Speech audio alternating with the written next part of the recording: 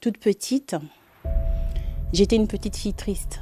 Mon père et ma mère se sont beaucoup aimés, mais il y avait une divergence entre les deux personnes. Ma mère était très jeune. Elle est arrivée, elle a rencontré mon père. Je pense qu'elle avait 17 ans. Quand je suis née, ça s'est passé pas très bien. Mais j'avais un papa qui était trop protecteur, qui m'a gardée sans ma mère. Le côté maternel, l'affection, je ne l'avais pas. Ma santé n'évoluait pas en fonction de mon âge. Jusqu'à l'âge de 20 mois, je ne marchais pas. J'étais mal nourrie. On m'emmenait dans des centres de rééducation pour stimuler mes articulations. Mais c'était très difficile. J'introduisais mes jambes dans l'eau avec des molécules. Ça électrisait mon corps. Toutes les personnes qui m'ont connue toute petite savaient que je n'allais pas tenir, j'allais mourir. Donc, tu as travaillé aux Galeries Lafayette. Reviens sur l'expérience des galeries parce que je sais que aux galeries, tu as été très appréciée. On te mettait en avant et ça t'a aidé à regagner confiance en toi. Exactement. Donc, parle-nous de ça, s'il te plaît. Les Galeries Lafayette, c'est un très joli passage pour moi parce que j'ai rencontré un nouveau monde, un monde que j'aimais. C'était tout le monde qui m'aimait. Surtout que j'aime mettre des robes. Quand je mettais des jolies robes qui tombaient au sol, on me prenait même pour un mannequin pour des soirées VIP. On me faisait passer par des différents stands et surtout que j'ai parlé la langue russe. Ça impressionnait les Russes quand ils arrivaient. Ils entendaient une voix qui parlait Harasho Ladna. Oh. Et puis, c'est qui parle? C'est une blague. On a souvent tendance à croire que lorsqu'on est banquière, on va être carriériste toute la vie et on va tout simplement se faire de l'argent avec ce poste de banquière. Mais aujourd'hui, nous recevons une banquière spéciale. Nous recevons une personne qui est en train de monter dans l'univers du luxe, qui va nous éblouir par son histoire. Elle s'appelle Fatou. Mesdames et messieurs, accueillons la grande Fatou, créatrice de marque Art du Bonheur, designer, habilleuse de personnalités publiques, de célébrités. Regardez comment est-ce qu'elle est belle, regardez comment est-ce qu'elle est créative dans son habillement. Regardez, admirez sa beauté. Waouh, je sens comment vous êtes admiratif depuis votre petit écran. Félicitations Fatou pour le travail que tu fais jusqu'ici. Je suis contente de t'avoir dans cette émission. Merci d'avoir accepté notre invitation. Comment vas-tu aujourd'hui Fatou? Ça va très bien Marc-Karine. Bienvenue dans l'émission Héros par la foi. Merci beaucoup. Alors Fatou, tu es banquière, tu as été banquière. Oui. Et aujourd'hui, tu vis une reconversion professionnelle. Tout à fait. Parle-nous de ça s'il te plaît. J'ai été chargée de clientèle dans les prêts immobiliers. Okay. J'ai proposé des prêts à la banque, je faisais des simulations, j'ai apporté de la joie dans les cœurs des familles. Okay. Avec les familles, je les accompagnais pour l'obtention de leurs prêts. Et c'était un bonheur pour moi de voir les personnes heureuses qui arrivaient à me remercier sous un toit avec un crédit qui correspondait à leur capacité de financement, de remboursement. Okay. Mais j'ai toujours eu cette initiative dès mon jeune âge de créer une marque. Parce que pour moi, la mode, c'est quelque chose qui est lié à moi.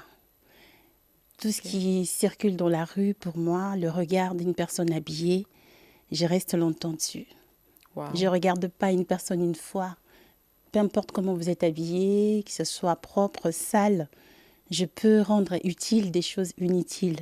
C'est-à-dire une personne habillée très sale, pour moi, ça a une vie, ça a une âme, son habillement. Aujourd'hui, tu es dans le marché du luxe. Comment est-ce que tu fais pour rentrer, quittant de banquière avec un très bon salaire, bonne situation financière, voilà. Et aujourd'hui, tu te retrouves dans l'entrepreneuriat avec une société, une marque de produits également, Art du Bonheur, et tu es dans le marché du luxe. Comment ça se passe que tu laisses le confort pour te retrouver dans l'entrepreneuriat qui est un monde risqué? Exactement, c'est une question de vision. Okay. Quand on a besoin de quelque chose, quand on vise quelque chose, peu importe les obstacles, on a toujours, on se rend même pas compte qu'on est en train on subit les échecs. c'est un jackpot, comme on dit. Parce qu'on a une vision, on a la passion. On dit la passion, c'est une chose dans un corps. C'est-à-dire qu'on ne se rend même pas compte que ça se développe tous les jours. C'est comme une fièvre. On est dans l'effervescence.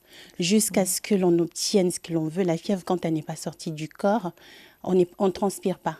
Jusqu'à ce que la fièvre se débarrasse, qui quitte le corps, que là, on se sent bien. Donc, c'est quelque chose en pleine incubation en moi que je souhaitais faire pour que je me sente bien. J'ai comme l'impression que je vis 2 fois. Et ça a commencé quand? Ça a commencé depuis mon enfance.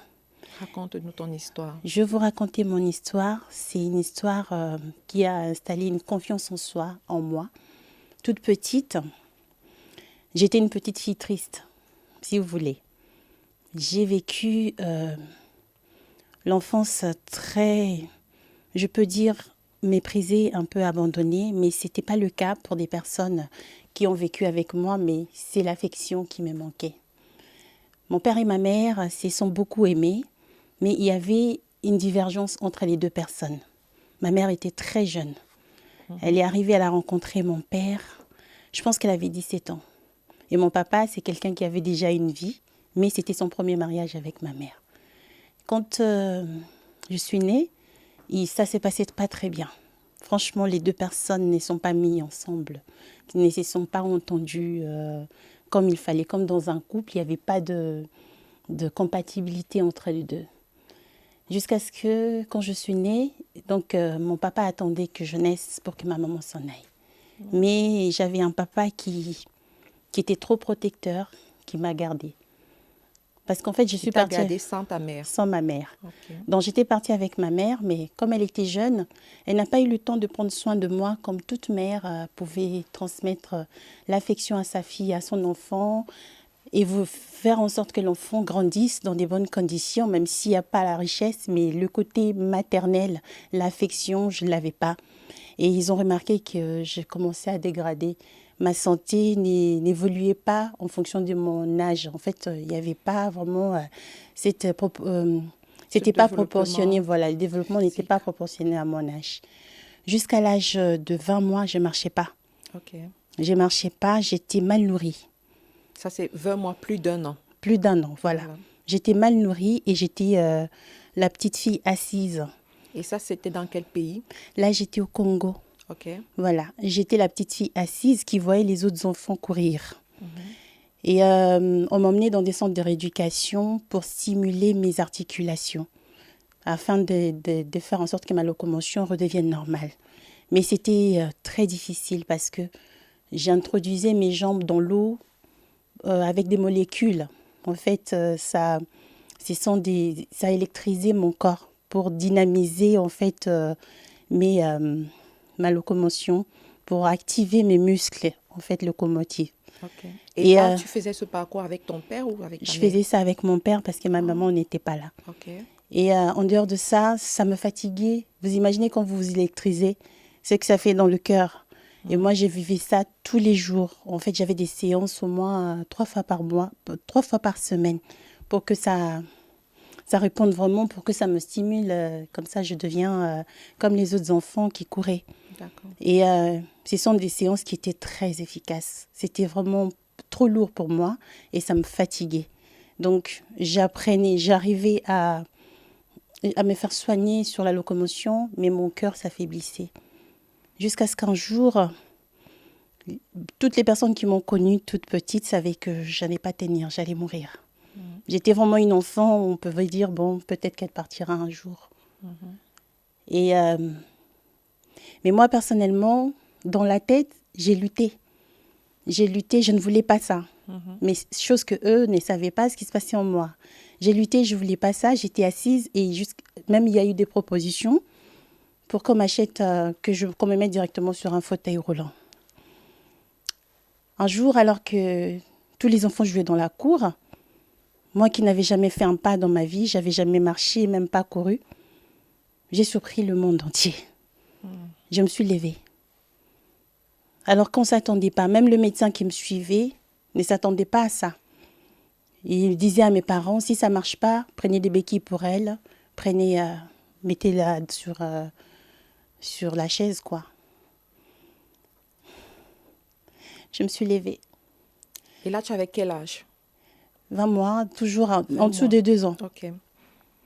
Quand je me suis levée, au lieu de marcher, j'ai couru. Waouh. C'était Miracle. impressionnant, c'est un miracle. Oui. C'est pour ça, quand j'ai lisé l'histoire de Soundiata Keïta, quand on raconte, je suis tombée sur un livre comme ça, quand on disait qu'il a marché dans des conditions mystérieuses, je me suis retrouvée, moi. J'ai couru et on me suivait.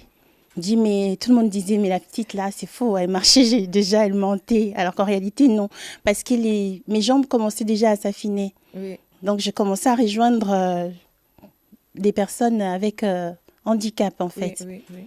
Ça Tu étais déjà cataloguée J'étais, dans voilà. la communauté. Ouais. Et le regard des gens vis-à-vis de moi, il n'y avait pas trop d'espoir. On disait, bon, un jour, elle va partir. Et même quand je grandissais, on me disait, toi, tu vas mourir demain. Je n'entendais que ça.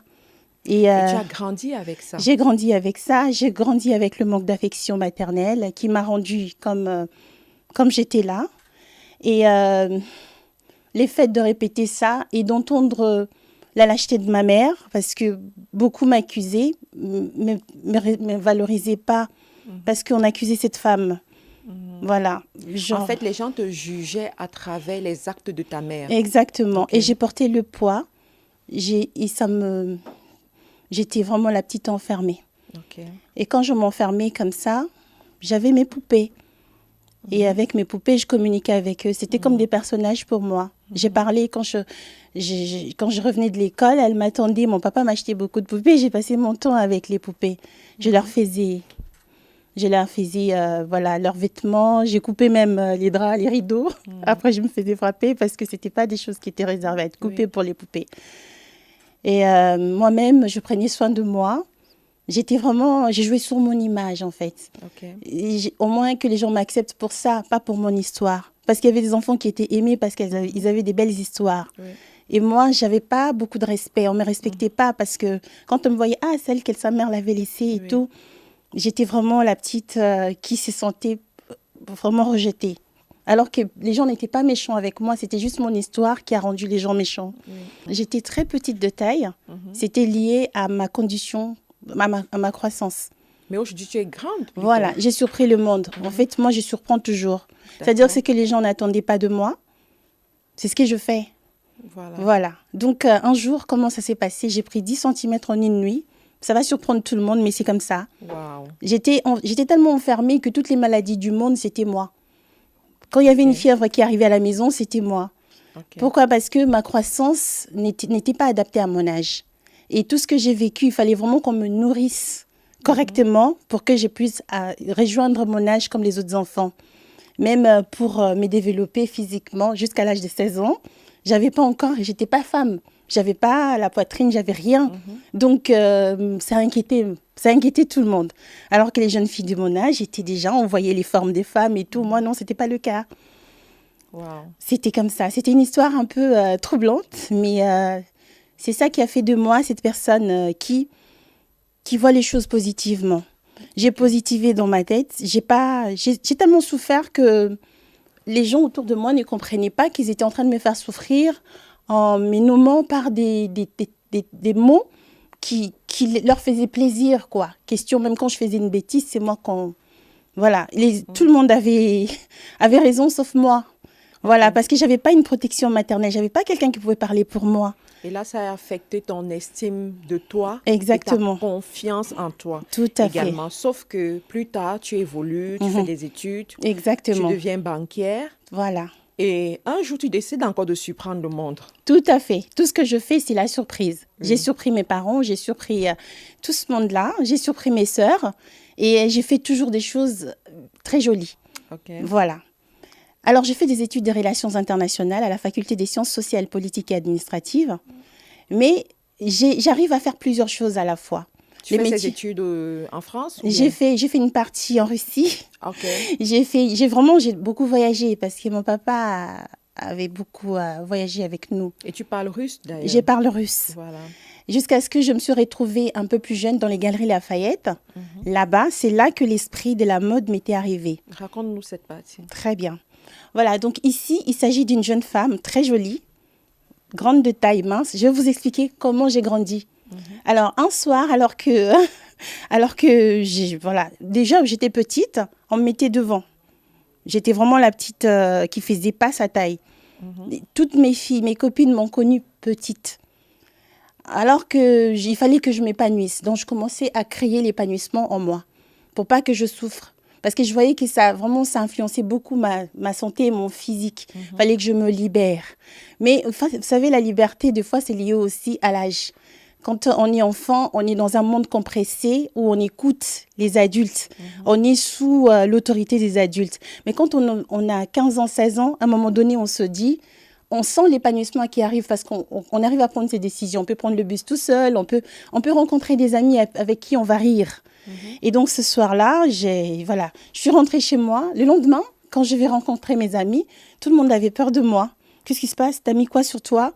T'es montée sur une brique, t'as pris des chaussures, un talon et tout. Non, c'était pas ça. Les gens, mes copines s'éloignaient. Parce que j'avais grandi en une nuit. Voilà, j'ai grandi en une nuit et c'est surprenant. Même mon papa, il n'a pas compris. Mais qu'est-ce qui se passe? Hier, t'étais pas comme ça. Franchement, je sais pas expliquer ça, mais depuis ces jours-là, j'ai commencé à grandir. Okay. Voilà, donc je pense que ma croissance existait, mais c'est la tête qui lâchait pas. Donc, au niveau de ma psychologie, j'étais pas libre. Est-ce que médicalement parlant, on t'a expliqué je n'avais si même c'était une pathologie ou pas? C'était juste lié à l'épanouissement. Okay. J'étais pas épanouie parce que j'avais de l'amour. Mon papa me donnait de l'amour d'un père. Mais comme il gérait les deux, il était en même temps père, en même temps mère, c'était un amour brutal. Oui. Voilà, toi, ça ne te suffisait pas? Ça me suffisait pas parce qu'il était agressif. Vous voyez, il m'aimait tellement qu'il les faisait fort et ça me frustrait. J'étais mal. Oui. Et c'est ça, des fois il me frappait aussi, il me suivait à l'école, c'était vraiment un papa qui aimait beaucoup, mais qui ne savait pas comment gérer son émotion d'amour envers l'enfant. Or, un enfant, il faut le laisser à un moment donné, il faut lui donner une liberté et même l'aider à s'exprimer. Je n'avais pas le droit de m'exprimer, mais il y avait de l'amour, il me donnait tout, mais ce n'était pas équilibré. Et moi, ça jouait sur moi, ça jouait sur mes émotions, ça me rendait malade, et surtout, ce qui se passait avec mon père et moi, c'était, il me parlait trop de ma mère. Pourquoi? Voilà. En fait, je pense qu'il avait aimé cette femme-là. Okay. Il avait aimé, mais il ne savait pas aimer. Il y a des gens qui ne savent pas aimer, mais ils aiment. Ok. Donc, il te parlait de ta mère comme un personnage inspirant ou alors comme pour te dire de ne pas être comme elle? En fait, il me parlait de ma mère en fonction de sa déception. En fait, il rabaissait trop ma mère. Et ça t'affectait? Ça m'affectait et je n'aimais pas cette femme. Oh là là. Voilà, parce que j'ai une image négative de ma mère. Parce qu'elle, on ne s'était jamais rencontrés. Si je peux dire le nombre de fois que j'ai rencontré ma mère, ce n'est pas plus de 10 fois. Oh là là, et elle est vivante? Elle est vivante. C'est une jeune femme de 60 ans, mais avec qui on n'a pas tissé le lien. Parce que je ne l'ai pas aimée. Je n'ai pas supporté qu'on me parle tout le temps d'elle d'une façon négative. Et les insultes, c'était elle. Voilà, comme ta mère. Et c'est quelque chose qui me rendait mal. Je souffrais. J'imagine. Alors, on revient aux Galeries Lafayette. Voilà. Donc, tu as travaillé aux Galeries Lafayette. À un moment donné, tu nous resitueras. Et à un moment, tu as eu le goût du luxe. Exactement. Et aujourd'hui, ça a influencé tes choix professionnels. Exactement. Donc, reviens sur l'expérience des galeries parce que je sais que aux galeries, tu as été très appréciée, on te mettait en avant et ça t'a aidé à regagner confiance en toi. Exactement. Donc, parle-nous de ça, s'il te plaît. Les Galeries Lafayette, c'est un très joli passage pour moi parce que j'ai rencontré un nouveau monde, un monde que j'aimais. Là-bas, aux Galeries Lafayette, je recevais que des compliments. C'était tout le monde qui m'aimait. Surtout que j'aime mettre des robes. Quand je mettais des jolies robes qui tombaient au sol, on me prenait même pour un mannequin pour des soirées VIP. On me faisait passer par des différents stands. Et surtout que j'ai parlé la langue russe. Ça impressionnait les Russes quand ils arrivaient. Ils entendaient une voix qui parlait. Et puis, c'est qui parle? C'est une blague. Et ça les intéressait. Ils me remettaient leurs cartes jusqu'au point où les Galeries Lafayette qui devraient ouvrir en Russie. Ils m'ont demandé d'aller être chef de projet là-bas. Wow. Voilà. Mais après, il y a eu beaucoup de choses qui se sont passées. J'ai eu une vie de maman. OK. Voilà. Donc, avec les Galeries Lafayette, j'ai découvert un nouveau monde. J'ai vu comment les grandes marques fonctionnaient, comment ils faisaient venir leurs articles, leurs produits sur le stand, comment ils se constituaient en fait, et comment ils faisaient leur chiffre d'affaires, comment ils arrivaient à communiquer avec des grandes personnalités. Et moi, ça me faisait rêver. Ça me faisait rêver. J'ai dit, bon, je voulais continuer tout de suite dans ça, mais il y avait vraiment une divergence entre les Galeries Lafayette et moi quand je suis devenue femme. C'est-à-dire, je me suis mariée. À un moment donné dans ma vie, il fallait que je me décide. Oui. Et les horaires, c'était pas très conforme. Il y avait des moments où on travaillait le dimanche et on faisait des soirées VIP jusqu'à 22h. Et les samedis, on travaillait. Franchement, ça me perturbait. Il fallait maintenant que je travaille, que j'ai un travail de bureau. Comme ça, les horaires vont correspondre à une femme, donc le matin et tout. Et c'est de là que je me suis retrouvée à la banque. Okay. Là, j'ai suivi une formation.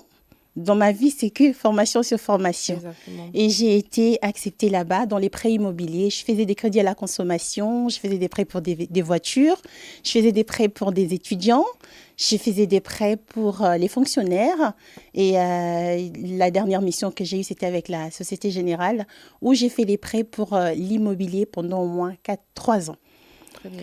Entre-temps, j'étais toujours, malgré que je sortais des Galeries Lafayette, j'étais à la banque, mais j'avais déjà l'initiative de créer Art du Bonheur. Qui est Art du Bonheur? Art du Bonheur, effectivement, c'est l'élégance dans l'âme. C'est-à-dire, pourquoi j'ai choisi l'élégance dans l'âme? Je voulais détendre les femmes, parce que j'ai vécu dans une communauté, effectivement, où les femmes ne s'habillaient pas en pantalon. Okay. Les femmes s'habillaient en jupe. Pourquoi elles ne s'habillaient pas en pantalon? Parce que c'était leur secteur. C'était des femmes chrétiennes dans une église où le pasteur avait dit ici, pas de pantalon. C'est une église du message. Hein. OK. Voilà. Donc, non, parce qu'il faut le préciser. Tout à fait. Pas toutes les chrétiennes qui ne mettent pas de pantalon. Par exemple, là, je suis en pantalon. Exactement. Donc, il faut préciser que c'est une communauté particulière. Exactement. Et ça fonctionnait comme ça. C'est une communauté particulière où on trouve les femmes en jupe. Okay. Il y en a même qui ne mettent pas le tissage, qui sont vraiment dans un monde naturel. Okay. Voilà. Alors, très naturel. Mais moi, quand je suis arrivée dans la communauté, leur naturel, ça me gênait un peu. Ça me gênait pour certaines, c'était bien, elles savaient, elles avaient la chose. Elles savaient mettre ensemble les couleurs, elles savaient mettre en avant leur morphologie, c'est-à-dire sans être sexy, mais c'était joli. Voilà, elles étaient élégantes, elles avaient l'élégance. Mais il y en a qui déjà ne savaient pas où aller trouver les jupes, parce que c'est pas facile de trouver un endroit uniquement pour les jupes, et puis on va essayer. Sachant que les femmes, elles ont des morphologies, chacune a sa forme de coupe. Donc, il fallait vraiment trouver une jupe qui correspond à ce que tu représentes pour que tu sois jolie. Et là, je me suis inspirée de ces femmes-là. J'ai dit, bon, dans ce cas, je vais créer une activité au départ qui va permettre vraiment à ces femmes-là, je vais les accompagner. Okay. Je suis partie dans le sens d'accompagnement. J'ai parlé de l'élégance dans l'âme parce qu'on sent qu'une femme, quand physiquement, elle n'est pas bien présentée, même elle n'a pas l'âme équilibrée. Parce qu'on s'habille, on s'habille, les gens pensent qu'on s'habille physiquement, mais on s'habille en esprit et en âme aussi. Les 3 éléments doivent se mettre ensemble pour créer la jonction, pour créer la convergence et l'épanouissement. Là, je rentre vraiment dans mon affaire, quoi. Oui, pour créer mission, dans la mission. Voilà. Tout à fait. Alors, il faudrait déjà que la femme en question, qu'on arrive à lui dire que cette couleur, ça te va bien. T'es pas clair de peau, t'as une peau mate, t'es trop clair de peau. Cette couleur-là, ça tirait pas. Alors que là-bas, on trouvait une femme en couleur jaune et du rouge ensemble, après un vert qui l'accompagne, et puis on a un mauve qui... On ne comprenait pas trop, il y avait trop d'informations, et moi, ça me stressait. Voilà. Jusqu'à ce que j'ai lancé l'appel, j'ai dit, voilà, mes chers amis, je veux vraiment ouvrir cette activité. Ici, je veux vous accompagner dans le sens où vous retrouviez déjà votre personnalité, qu'est-ce que vous représentez et comment choisir vos tenues. Même si je ne suis pas là dans les jours qui viendront, mais au moins l'information que j'ai passée en fonction de votre physique, c'est ça qui fera vraiment que vous soyez cette personne qui sait choisir, qui sait faire plaisir aux gens aussi quand vous vous habillez, s'il vous plaît. C'est important dans la rue, hein? Voilà, donc on a commencé comme ça, j'avais eu beaucoup de monde, mais j'avais un objectif d'habiller des personnalités publiques. Oui. Des grandes personnalités. Et quand je dis grandes personnalités, je n'exclus pas, il n'y a pas de discrimination. C'est-à-dire que du moment où tu viens t'habiller chez moi, peu importe qui tu es, tu deviens une personnalité pour moi. Voilà. Je t'accorde la valeur qu'il faut parce que tu as compris le concept, tu as compris mon travail, c'est quoi. Parce que je ne suis pas simplement une vendeuse, je ne suis pas simplement une personne qui vous propose des tenues, mais je suis là pour nettoyer l'image de la personne, accompagner la personne, lui donner envie d'être belle. C'est important et je pense que c'est ce que je fais. J'aide aussi les femmes à reprendre leur confiance en soi. J'aide les couples parce qu'une femme qui n'est pas belle, qui n'est pas propre, qui est trop négligée, même le mari, il va aller chercher une autre personne. Tout ça, ce sont des choses que beaucoup oublient et j'ai étudié tous ces concepts-là. J'ai fait une formation en tant que styliste pour accompagner vraiment dans la liberté, que je ne sois pas limitée dans ce que je suis en train de transmettre à l'autre, que je lui redonne vraiment la confiance, le désir de se faire belle et de faire le choix, même si elle n'achète pas chez moi, mais elle saura, voilà, ça correspond à moi, je prendrai Art du Bonheur l'a dit. Voilà ce que je suis devenue aujourd'hui. Alors Fatou, aujourd'hui tu as habillé des personnalités publiques, y compris moi. Elle a été la styliste qui a sorti ou qui a créé la fameuse robe rouge du Back to Africa qui a fait sensation. Vous pouvez encore voir à l'écran cette robe-là. Alors raconte-nous quelles sont les expériences que tu as eues avec les célébrités, les personnalités publiques jusqu'à aujourd'hui et qu'est-ce que tu as appris de ces expériences-là? Je vais vous dire une chose. En tout cas, l'image que les gens ont de célébrités, c'est pas ce que moi j'ai vécu avec. Okay. Les célébrités, c'est des personnes qui écoutent. Parce que ces célébrités-là tiennent à leur image. Okay. Et quand on leur propose des choses, elles sont attentives, ces célébrités-là. Quand on lui dit, voilà, ça, tu seras par exemple dans un concert et tu as affaire à un public de plus de 10 000 personnes. Il faudrait que tu t'habilles de telle manière. Je vous assure, la célébrité, elle vous appelle le matin, la nuit, le soir, pour que son image soit bien présentée. C'est pas comme une femme qui va au marché, qui sait qu'elle va revenir pour changer ses vêtements. Mais ça, c'est une image qui est vue à travers le monde et c'est un nom qu'on met en avant. Donc, j'ai eu affaire à des célébrités très bien éduquées. Super. C'est des personnes qui savent te remercier. Parce que derrière ces célébrités-là, une fois qu'elles sont bien habillées, mais elles ont une vague de personnes qui viennent pour complimenter. Exactement. Voilà. Et moi, j'ai choisi ces secteurs-là. Comme j'ai dit, peu importe qui vous êtes, du moment où vous venez vous habiller chez moi, vous devenez célèbre. Non seulement c'est Art du Bonheur qui vous rendra célèbre parce que vous êtes venu chez Art du Bonheur, mais aussi, vous aurez tellement la vague de personnes derrière qui va demander où est-ce que vous avez acheté cette tenue. Parce que c'est des tenues qui sont rares. Oui. C'est dessiné. Des pièces uniques, effectivement. Vous pouvez venir avec votre modèle, on le fait. Et c'est comme ça que ça se passe. Donc, j'ai eu une très belle expérience. Moi, j'appelle ça expérience. Okay. Une très belle expérience avec des personnes célèbres que j'accompagne, qui sont restées mes clientes et qui me ramènent d'autres clientes à travers le monde entier. Franchement, aujourd'hui, Art du Bonheur, avec cette détermination, nos portes deviennent largement ouvertes et on cherche à savoir qui est cette personne qui sait faire des très belles choses comme l'a apporté Marthe Karine. Super. Et je sais aussi que tu n'habilles pas uniquement des célébrités, tu habilles aussi les mariés qui te confient l'habillement des mariés ainsi que des filles d'honneur, des garçons d'honneur. Et ton accompagnement ne vise pas seulement à sortir le beau vêtement, mais tout ce qui tourne autour. Je prends le cas avec moi. J'étais surprise de savoir que dans l'équipe, il y avait des maquilleuses aussi.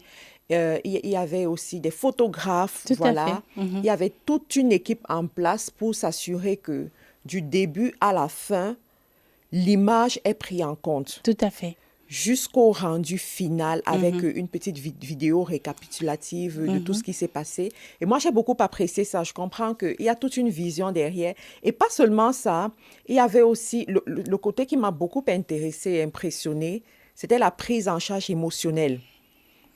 Régulièrement, tu allais me dire, ça va aller, et tiens-toi comme ça, tu es belle. En fait, vraiment ce côté-là qui te met en confiance Parce que lors des événements, on peut On être s'oublie. surchargé, on peut des fois perdre patience aussi, hein, mais lorsqu'on a quelqu'un à côté qui nous encourage, ça passe un peu plus. Donc aujourd'hui, tu as cette société, cette marque de produits, voilà. Est-ce que tu sais les gens uniquement en France ou tu as des clients à l'international aussi? Art du Bonheur est ouvert. OK. Nous servons partout à travers le monde.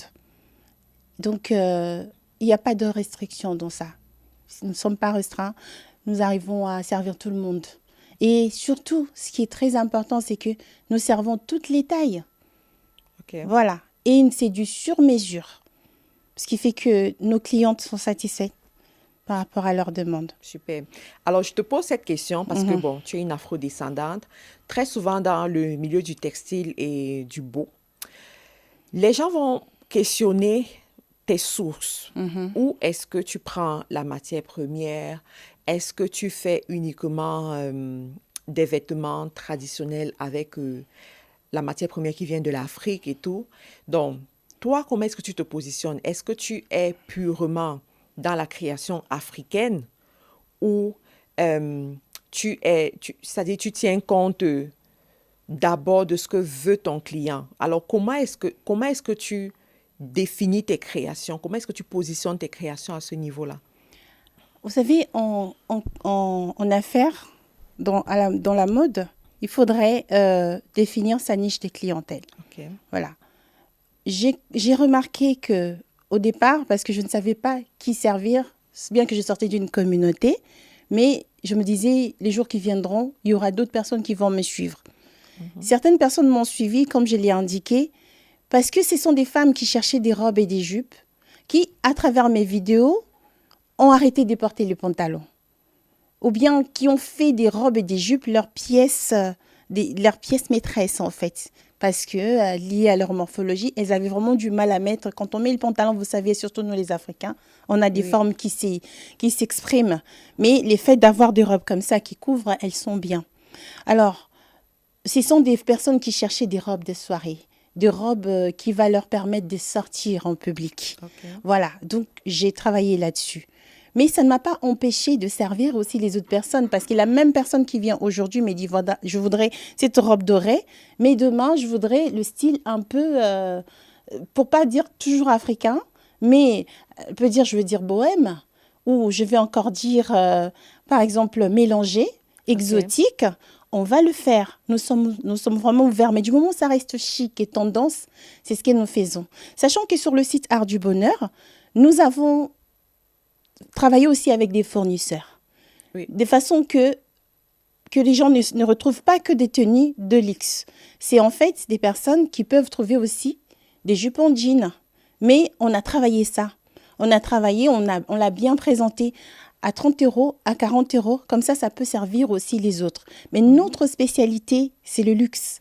D'accord. Voilà, dans les années à venir, je souhaiterais, c'est ça la vision, que Art du Bonheur soit une référence, qu'on rentre dans le marché de concurrence pour les luxes. Quand on veut le luxe, on veut une jolie robe, on veut une jolie tenue, gala, soirée, tout, c'est chez Art du Bonheur, mais la qualité.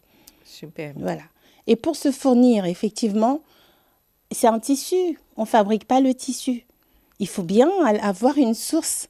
Eh bien, des usines existent pour fabriquer les tissus. Parce qu'une cliente peut arriver et me dire, je veux ces modèles-là. C'est un modèle, on n'a pas le tissu. Il faudrait que j'aille voir avec les usines, on ne va pas mentir. On a ouvert nos portes aux fournisseurs. OK. Les fournisseurs, des fabricants. Quand on montre la robe, on dit, voilà, on peut travailler, on peut fabriquer ce tissu. Même si on ne fait pas à peu près, on ne fait pas textuellement ce que veut la cliente, on fait du à peu près. Mais avant que la cliente soit servie, avant qu'on crée sa tenue, on lui montre ce que ça représente, les tissus qu'elle a demandé, qu'est-ce que ça donne, parce que nous l'avons fabriqué. Voilà, donc nous arrivons à répondre à la demande et aux attentes et aux exigences de notre clientèle à travers leurs demandes et nous faisons en sorte qu'ils soient satisfaits à 100%. Et si nous ne sommes pas capables, nous les disons. Totalement, non, je ne pourrais pas les faire. Au moins, on ne vend pas du rêve à la cliente. D'accord. On ne vend pas du rêve, on reste Super. concret. Alors, dis-moi, Fatou, dans ton parcours, certainement, tu as été inspirée par d'autres créateurs ou bien par d'autres personnes. Oui. Est-ce que tu peux revenir sur 3 personnes qui t'ont inspirée? Alors moi, c'est plutôt les stars qui m'ont inspirée. Parle-nous de ça. En fait, on me dit qu'il y a une dame qui me ressemble. Beaucoup, quand je ne sais pas si quelqu'un peut donner le nom ici. Mettez en commentaire si vous avez identifié de qui il s'agit. On m'a toujours dit, vous ressemblez à telle personne. Mais je ne sais pas, c'est Taïji. Taïji. Elle a aussi une histoire. Taïji. C'est une Américaine? Une Américaine. OK. Je ne retiens pas bien son nom, mais elle m'inspire beaucoup. Elle a un parcours un peu comme moi. OK. Mais elle est en train de lutter contre le cancer aujourd'hui. OK. Voilà. Donc, son histoire, malgré tout, c'est une star de la mode. Elle aime s'habiller. Toutes les robes qu'elle portait, j'aimais beaucoup. Je disais, mais pourquoi je ne peux pas refaire ça? Ou pourquoi je ne peux pas faire à peu près comme elle? Parce qu'elle met les robes, mais quand elle est dans ses robes, elle est belle et j'aimais beaucoup. Voilà. C'est Taïji, quelque chose comme ça. Je ne sais plus trop, mais je la reconnais toujours en image quand je vois. Très bien. Deuxième personne. Et puis une deuxième, franchement, je parlais de Michelle Obama. OK. C'est pas quelqu'un que j'apprécie comme tel, mais j'aimais sa détermination, j'aimais le côté, son arrogance. Quand je dis arrogance, c'est pas pour embêter les gens, mais elle sait oser. C'est une femme qui a un parcours, mais un parcours fondé. Et je me suis un peu rapprochée d'elle par rapport à mon histoire. On n'a pas la même histoire, mais c'est simplement le fait d'être déterminée dans la vie qui a fait d'elle la femme qu'elle est aujourd'hui. Après, je ne vais pas rentrer sur le plan politique parce qu'ils ont leur vie, mais je regarde la détermination d'une personne. Elle est grande et quand elle est dans ses tenues, ça lui va bien. Et je me disais, pourquoi pas un jour l'habiller? On ne sait jamais. On ne sait jamais. En tout cas, le message est passé. Troisième personne. Troisième personne. Je veux revenir... Là, je vais rester ici en France. Ici en France, je peux parler de qui? Ah, ça c'est une bonne question. Il n'y a que 3? 3 personnes. Oh, oui. Franchement, je veux revenir à Marthe Karine. Non, en dehors de Marthe Karine. J'aime Lady Sonia. OK, voilà, Lady Sonia. J'aime Lady Sonia. Je la suis. Vraiment, c'est une personne que je suis. Même l'algorithme de mon téléphone me propose. Oui. Parce que je la suis. J'aime bien son inspiration. En fait, c'est une femme de caractère. Avec ses 5 enfants ou 6, elle a réussi à bâtir l'empire. C'est ce que nous recherchons, bâtir son empire. Chacun son histoire, chacun ses épreuves, chacun ses échecs. C'est une femme qui est passée d'échec en échec. C'est une succession d'échecs. Je ne vois pas aujourd'hui ce qu'elle est devenue, mais je vois le parcours d'une personne qui a osé et qui a réussi à se faire... à se créer son empire et à s'ouvrir les portes vers les personnalités. Voilà. Et c'est une femme qui a le sens elle reste femme. Elle reste femme parce que jusque-là, elle a un mari avec qui il y a vraiment... C'est par rapport à ce qu'elle dit. Hein, après, je ne sais pas ce qui se passe chez elle, mais je comprends bien qu'elle aime son mari, elle aime sa famille. Elle a du temps pour ses enfants. Et c'est ce que moi, je suis. Donc, je suis une femme, je suis mère, je suis chef d'entreprise et je suis votre styliste qui vous apporte l'élégance dans l'âme. Waouh, super. Alors, Fatou, dis-nous, où est-ce que tu te vois dans les 5 ou alors les 10 prochaines années? J'ai décidé d'habiller les femmes de façon correcte, décente et respectueuse, tout en les gardant modernes. Ça, c'est un slogan que je ne pourrai jamais perdre. Et leur apporter de l'élégance dans l'âme. Mais je pense qu'il y a beaucoup de femmes aujourd'hui qui ont besoin d'avoir l'âme libérée dans leurs vêtements. Mais c'est un long travail. C'est pas fini. J'ai même pas atteint le 1% de ce que je fais. Et comment tu comptes arriver à joindre le maximum de femmes? Le maximum de femmes à travers des émissions comme ça. Il faudrait que je me mette en avant. Comme les femmes ont aimé, j'ai attiré les femmes moi-même, déjà au départ. Elles ont aimé ma personnalité, le branding que j'ai présenté. Elles ont aimé, en fait, mon image. Ok. Et je pense que je dois travailler encore cette image. S'il faut que je fasse des émissions, s'il faut que j'ouvre une page Instagram, que j'arrive à les attirer, à travailler le concept qu'il faut, vraiment toucher leur côté émotif, les rendre responsables de leur corps. Il faut profiter de ça du moment où on est vivant. Il faut vraiment se sentir pas méprisé, oublier ce qui s'est passé, se pardonner soi-même. Parce que beaucoup de femmes aujourd'hui, à cause de leurs erreurs, s'en veulent énormément et ne savent pas se mettre en valeur. Parce qu'il y a toujours le côté qui les rattrape. Tu as fait ça, tu étais une personne. Voilà, dans ce sens. Ces femmes-là, moi, je voudrais les ramener vers moi en leur Très bien. proposant des tenues qui vont les sublimer Super. dans 10 ans. Fatou, je sais que tu es aussi une femme spirituelle. Mhm. La place de la foi est très importante dans ta vie et dans tes affaires. Comment est-ce que aujourd'hui ta foi chrétienne t'aide à te développer en tant que femme d'affaires? Je vous assure que n'eût été la foi, je ne serais pas celle qui est assise ici. Je pense que même la foi, je suis quelqu'un de foi. Depuis mon enfance, je pense que vous avez suivi mon parcours. Ce qui m'a motivée, ce qui m'a levée du sol pour courir, c'est la foi. J'avais la foi sans me rendre compte que j'avais la foi, la détermination. Vous savez, c'est des choses qui s'expliquent spirituellement, mais physiquement, ça s'explique. D'accord. La foi, c'est quelque chose en nous, mais la détermination, c'est le résultat de la foi.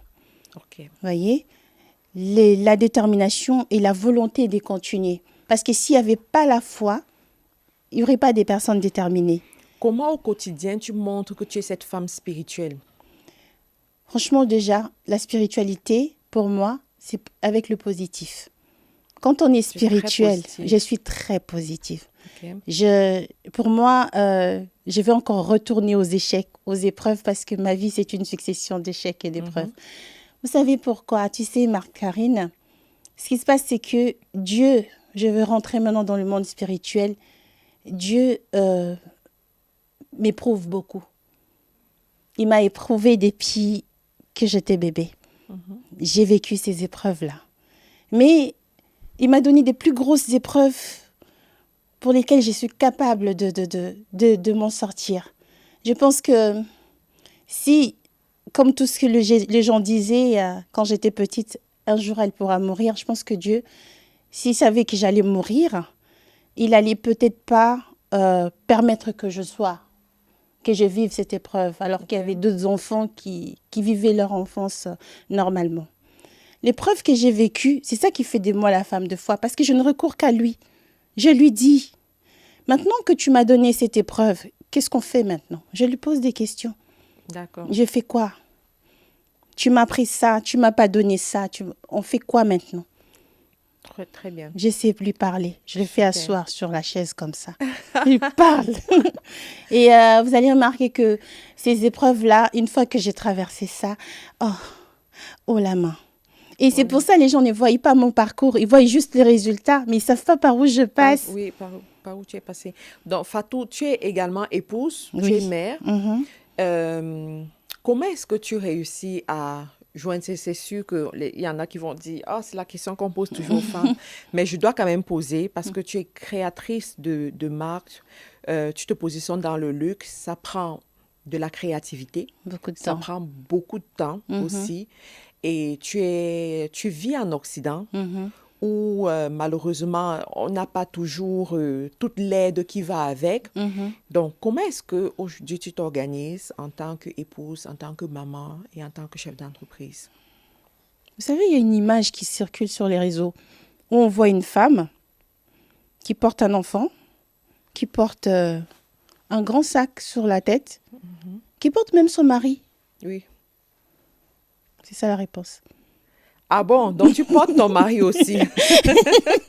Est-ce que je vais faire l'illustration. Vous voyez, Tu voyez un portes peu tout, l'image. y compris Voilà. ton mari. Et qui avance avec le poids. Waouh, ça c'est une superwoman. Ouais, c'est ça. Donc, des fois, vous savez, tu sais, quand on réalise nos tâches de femme, déjà, être une femme, c'est une responsabilité. Ok. Être une femme, c'est une responsabilité. Et être mère, c'est une grande responsabilité. Oui. Parce qu'on n'est pas femme. Femme, on le devient. Mais on devient mère aussi. Oui. Voilà. Ce qui se passe, c'est que cette responsabilité-là, c'est automatique. On ne se rend même pas compte. Comme là, dès que j'arrive chez moi, dès que j'ouvre la porte, mes enfants, ils savent que maman n'aime pas ça. Ça précipite pour ramasser. Pourquoi? Parce que je leur ai transmis ça, pas la saleté. Et quand mon mari arrive, il sait qu'il y a quelqu'un, une tendresse qui l'attend. Waouh. Et tu as su garder ça, cette tendresse, cette élégance. Tout à fait. Tu es très coquette aussi, malgré les années qui passent. Comment tu fais pour garder ça? Parce qu'aujourd'hui, écoutez, les femmes, vous allez vous reconnaître.